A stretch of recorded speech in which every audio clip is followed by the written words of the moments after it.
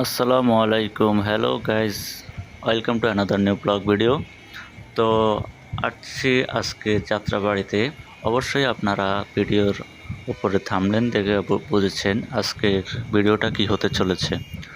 তো আপনারা দেখতেই পাচ্ছেন, এটি হচ্ছে বাংলাদেশের অন্যতম একটি মাছের বৃহত্তম পাইকারি মার্কেট, মাছের আড়ত, হোলসেল মার্কেট, ঢাকা যাত্রাবাড়ি। তো এখানে আপনারা যে গাড়িগুলো দেখছেন, যে পিকআপগুলো দেখছেন, এসব পিকআপ বাংলাদেশের বিভিন্ন জায়গা থেকে, যেমন যশোর, ময়মনসিংহ, তারপরে খুলনা, তারপরে বিভিন্ন বাংলাদেশের বিভিন্ন জায়গা থেকে এখানে মাছ নিয়ে আসে গাড়ি করে। আর এখানে এসে পাইকারিতে আপনার মাছ বিক্রি করা হয়। তো আজকে আমি চেষ্টা করব ঘুরে ঘুরে আপনাদেরকে সেই মাছের বাজার, হোলসেল মার্কেটটি দেখানোর জন্য।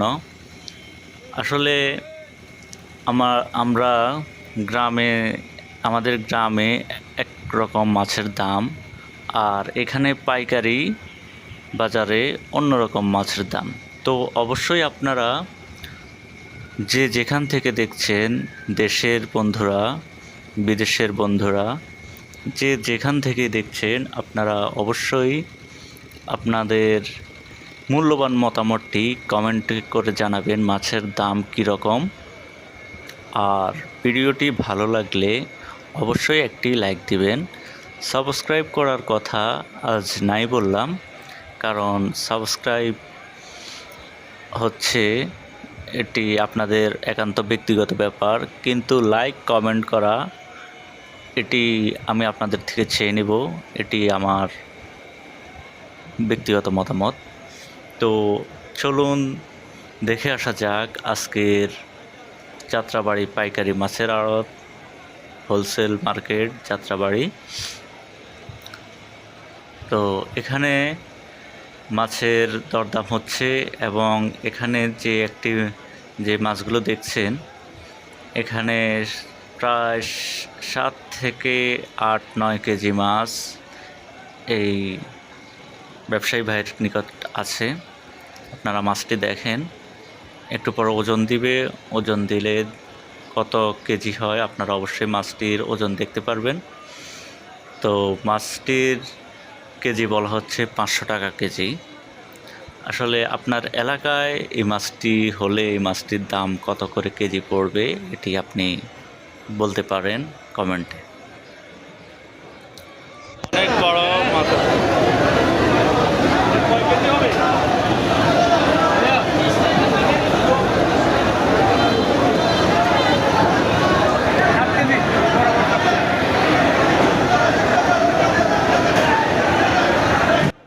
এই মাছটির ওজন হয়েছে 7 কেজি। তো 500 টাকা করে কেজি হলে কত টাকা হয় আপনারা এটা হিসাব করে নেবেন। আপনি সর্বোচ্চ কত ওজনের মাছ দেখেছেন, সর্বোচ্চ কত বড় মাছ দেখেছেন সেটি অবশ্যই জানাবেন।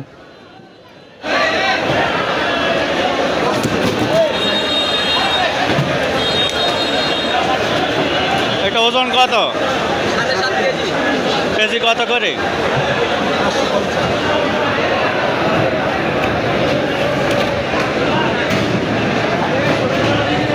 এটা কোন জায়গার মাছ ভাইয়া?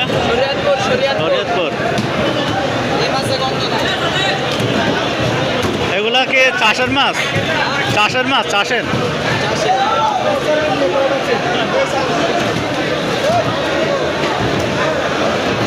বাজারে কি আছে বড় মাছ আছে? এটা 4 বড় মাছ নাই। হ্যাঁ,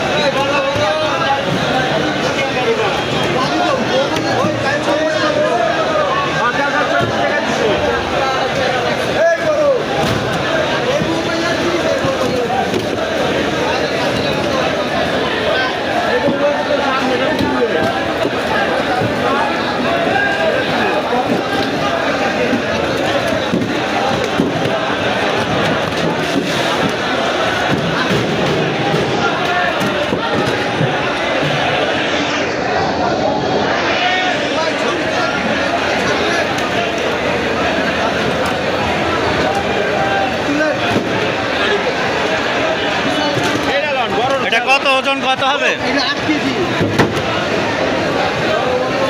বাজারে আজকে বড় কোনটা মাছ? এটাই বড়।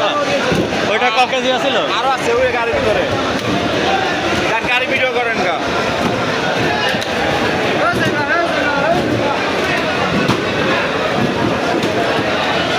মাছ এগুলো কোন জায়গার? রাজশাহী না?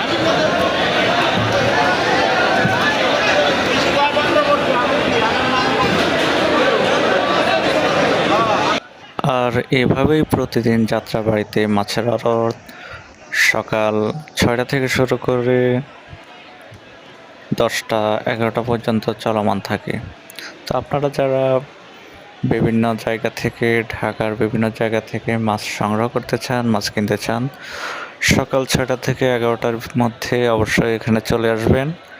এর ভিতরে আপনি আসলে আপনি অন্যান্য জায়গা থেকে কিছুটা কম মূল্যে আপনি মাছ কিনতে পারবেন।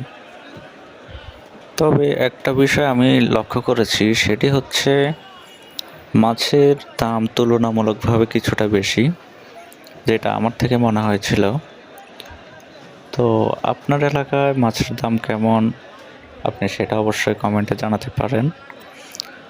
আর এখন আমি যাচ্ছি অন্যদিকে, অর্থাৎ যেদিকে ট্যাংরা মাছ, ছোট মাছ, কই মাছ, শিং মাছ এগুলো পাওয়া যায় সেদিকে।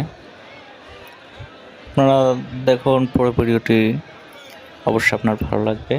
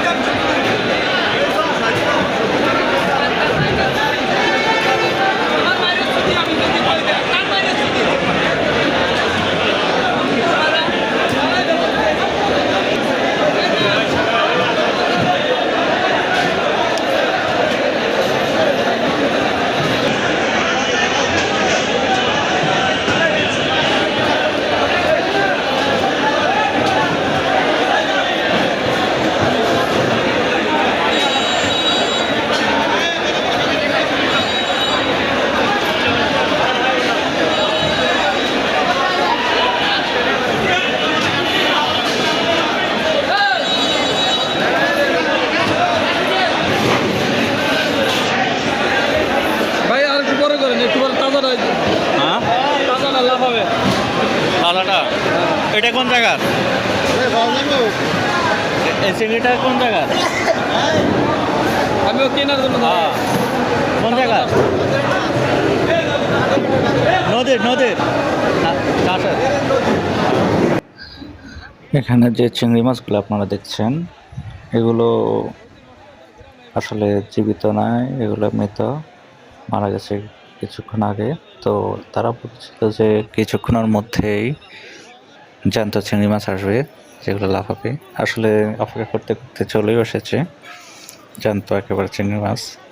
তবে চিংড়ি মাছগুলোর দাম যে এত বেশি থাকবে এই সাইজের চিংড়ি, সেটা তুলনামূলকভাবে আমার বেশি মনে হয়েছিল। চিংড়ি মাছ আপনারা কে কত দিয়ে কিনেন সেটি অবশ্যই জানাবেন। এই যে চলে আসছে জ্যান্ত চিংড়ি, একেবারে এইমাত্র নিয়ে আসছে তারা। মূল্য কত হয়, দরদাম কেমন, আপনারা দেখতে থাকুন পুরো ভিডিওটি।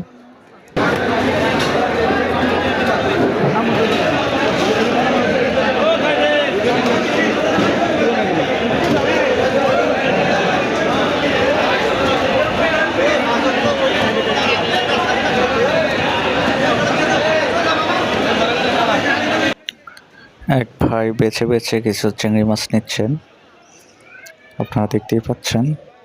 তিনি বেছে বেছে চিংড়ি মাছ নিচ্ছেন, কিন্তু তার পরবর্তীতে আমি যা দেখলাম তারা বলল যে বেছে বেছে কোনো চিংড়ি মাছ বেচা কিনা হয় না, নিতে হলে অ্যাভারেজ নিতে হয়। এত দাম, তারপরেও কোনো সুযোগ নেই, ছাড় নেই, আপনি নিলে নেন, না নিলে নেই, এরকম হিসাব এখানে। আসলে যদি জিনিস কম থাকে, চাহিদা বেশি থাকে, তাহলে এরকমটাই হয় সব জায়গায় একই রকম। খাদ্য যদি কম থাকে, ভোক্তা বেশি থাকে, তাহলে অবশ্যই সেটির দাম বেড়ে যায়, এটি বাস্তব। তো আমাদের সকলের উচিত কিছু না কিছু করা, অর্থাৎ আপনার যদি পুকুর থাকে বা কিছু থাকে তাহলে সেখানে কিছু মাছ চাষ করা। অর্থাৎ আপনি যদি আপনার নিজের চাহিদা মেটাতে পারেন নিজে উৎপাদন করে, তাহলে দেশে খাদ্যপণ্যের দাম, সব কিছুর দাম আস্তে আস্তে কমে আসবে এবং সিন্ডিকেটের হাত থেকে রক্ষা করতে হবে। সিন্ডিকেট হলে আসলেই সব কিছুর দাম বেড়ে যায়, এদিকে সবাইকে দৃষ্টি রাখতে হবে। তো এরপরে আমরা যাব ইলিশ মাছের পাইকারি আড়তের দিকে। তো আপনারা দেখতেই থাকুন, সঙ্গেই থাকুন।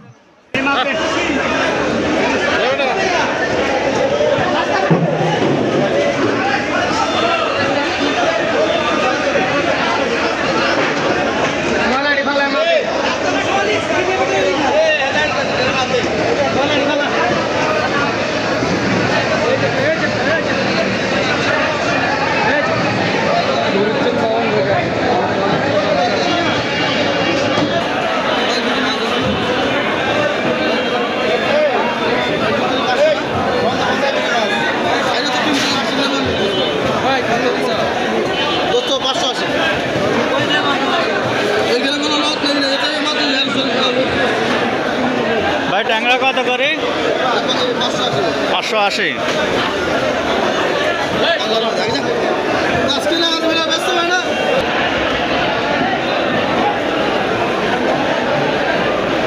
এটা কোন জায়গার ট্যাংরা ভাই? কোন জায়গার? 600 কেজি না? এটা কি পাইকারি দাম? এখান থেকে খুচরা ব্যবসায়ীরা কিনা নেয়? খুচরা ব্যবসায়ীরা কিনা নেয়।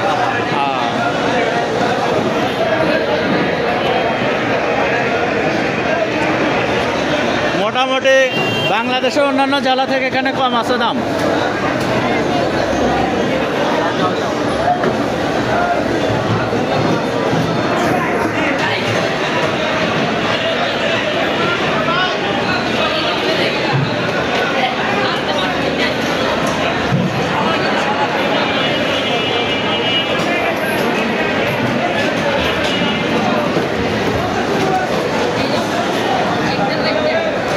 ছোট ভাই মাছ কত?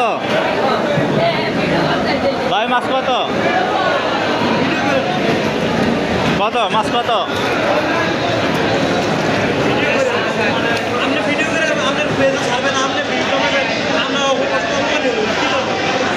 হ্যাঁ, এটা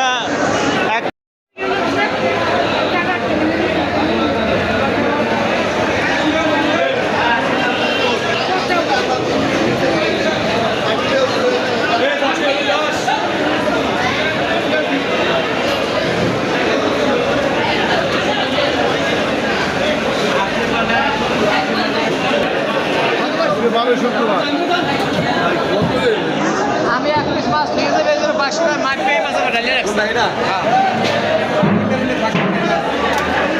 ভাই আজকে ইলিশের দাম কেমন? ইলিশের দাম কেমন? দাম কমের দিকে না বেশির দিকে? বাড়তে আছে। যেটা 1 কেজি ওটা কত করে কেজি? ওদিকে যান এই বেচা কিনা করতে আছি এই রিপোর্ট দেওয়ার সময়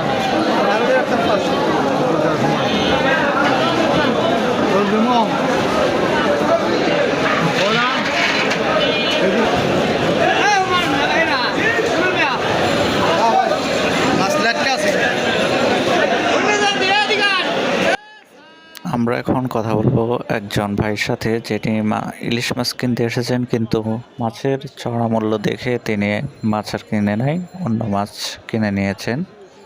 তো শুনুন তার মুখ থেকেই তিনি কি বর্ণনা দেয়। বর্তমান ইলিশের দাম কেমন? বেশি মনে হচ্ছে বেশি। এর কারণ কি হতে পারে?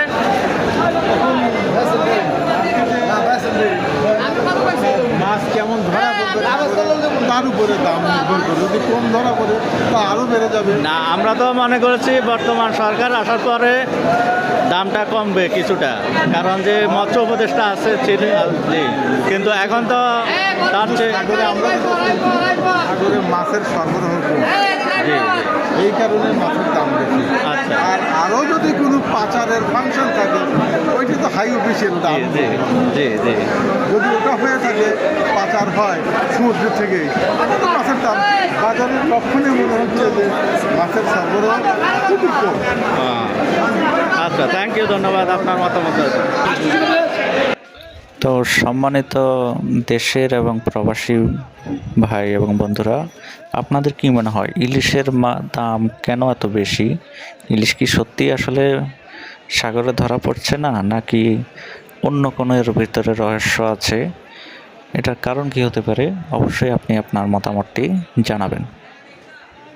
আজকের ভিডিওটি এই পর্যন্তই, দেখা হবে আবারও অন্য কোনো এক নতুন ভিডিওতে। সে পর্যন্ত সবাই ভালো থাকবেন, সুস্থ থাকবেন, সবাই দোয়া করবেন আমার জন্য।